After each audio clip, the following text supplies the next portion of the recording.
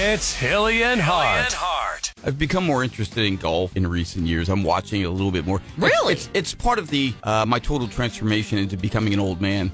And you know what's funny is, it's always so serene. When you're watching golf, the outdoors, it's very quiet. And you see the kind of, golf clap. Oh, they don't even clap that loud, do they? I don't know. But it's very quiet. It's a very tranquil environment. You hear the birds, as they're doing. Well, apparently, CBS used to add bird sounds artificially to their golf coverage. What? Up until 25 years ago, until like 2000. Apparently, here's what's funny. A bird expert noticed that the noises that he was hearing on the CBS golf broadcast didn't match the birds that lived in the area. And he exposed this. So there he is watching golf, which you gotta have a really good ear, by the way, I guess, to know that. But if you really follow birds, I suppose you can distinguish the sounds one from another. But, here it is. Here.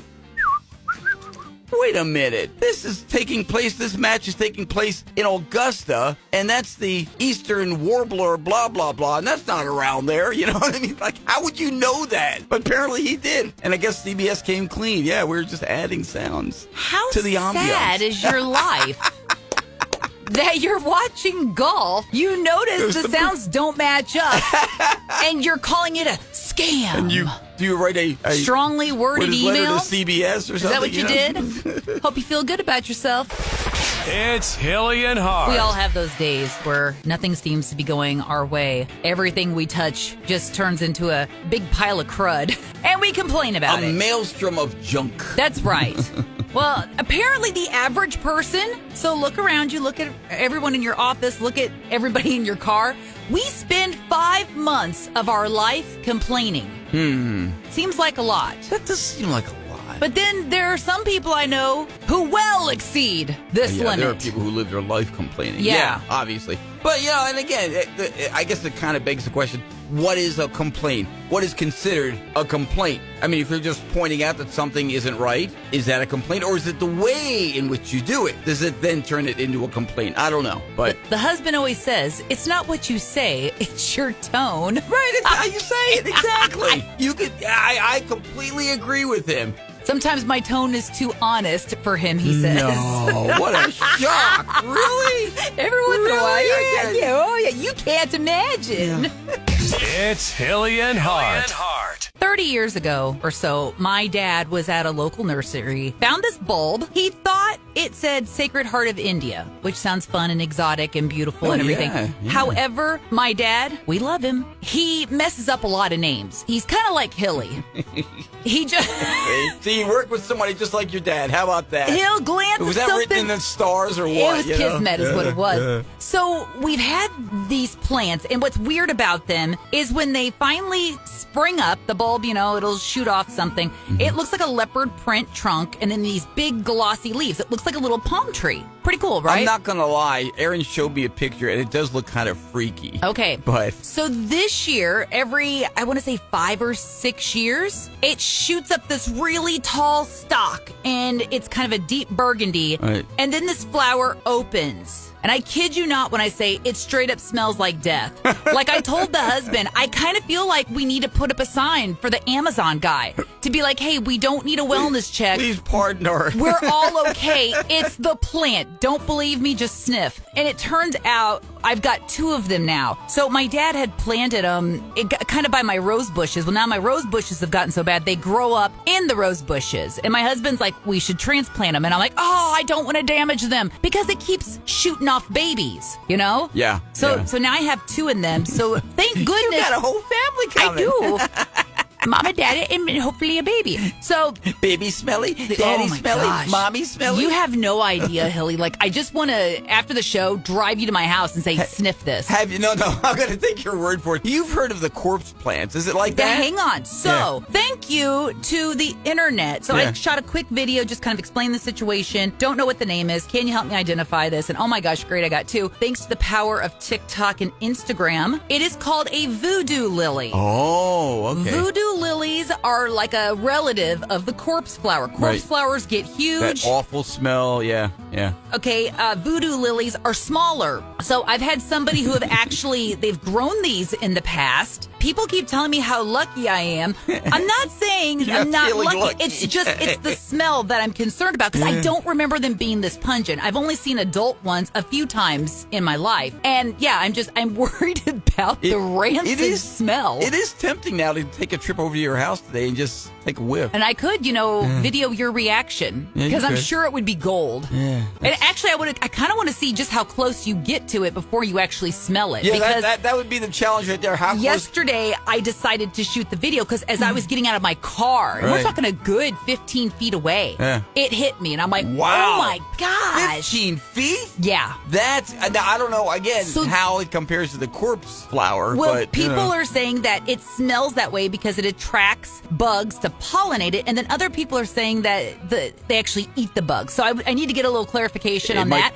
And I don't want to Google it because I'm having so much fun. It might be a little of A and a little of B. Who knows? With people telling me, all about this. And people are going, that's surviving Missouri winters. Well, it has so far. If you know anything about these things, let us know. Give us a call or a text in 800-700-5284 or let us know. But if you share a little wisdom on these plants, you know. The husband's like, I hate that rose bush. I want to dig it up. And I'm like, no!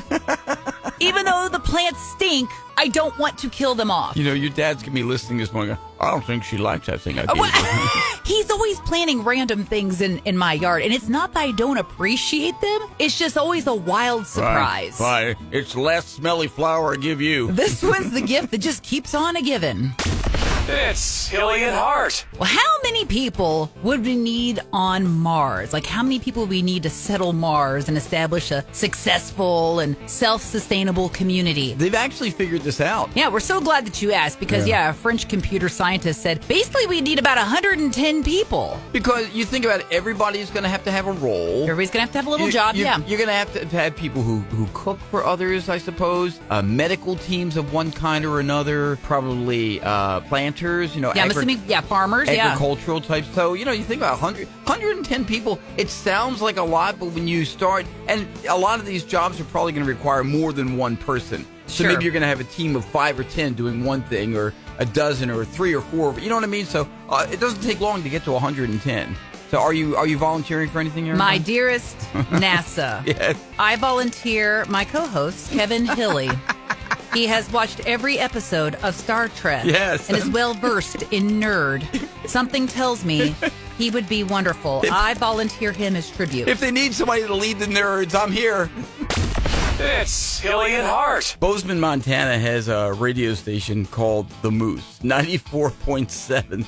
Moose. Hey, 94.7 The Moose, everybody. Hey, there we everybody. Go. Hey, we're playing all the Moose music you love. All the moose you love, all the moose time. A lot of radio stations have animals named after them. Sure. They're named after animals, whatever. But anyway, this was a little different because apparently a real moose wandered onto the grounds of the radio station and decided to take a nap right there. Oh. And somebody filmed it. That's precious. And the young lady who filmed it, her father is a realtor with the property listing, and he posted the video on Facebook. He's hoping it might generate interest in the land because I guess some of the land around it is for sale. Okay. So there you go. Hey, you got a moose right here. Come on. Have you ever seen a moose up close, by the way? Yes. Oh, they're massive. They're majestic animals. I've mentioned before, we lived in New Hampshire for 4 years, and from time to time, we had them, basically right on our front lawn. They'd be walking down. We were on a back dirt road, and they'd be walking along. And they're just, the rack on them is incredible. Yeah. No, 100%. So I'd like to change us to the Moose. Can we do that?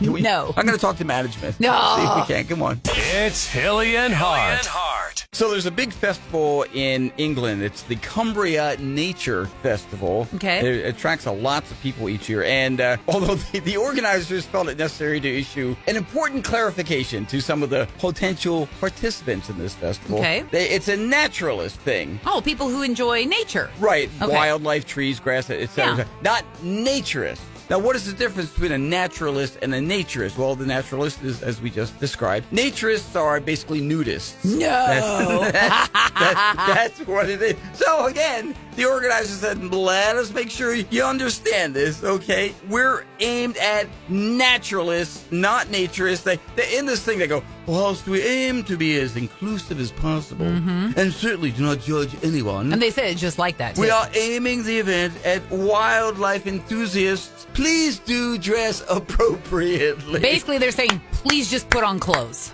That's all it boils down to. Hey, y'all, I'm here for the festival. Bernie, you forgot your pants.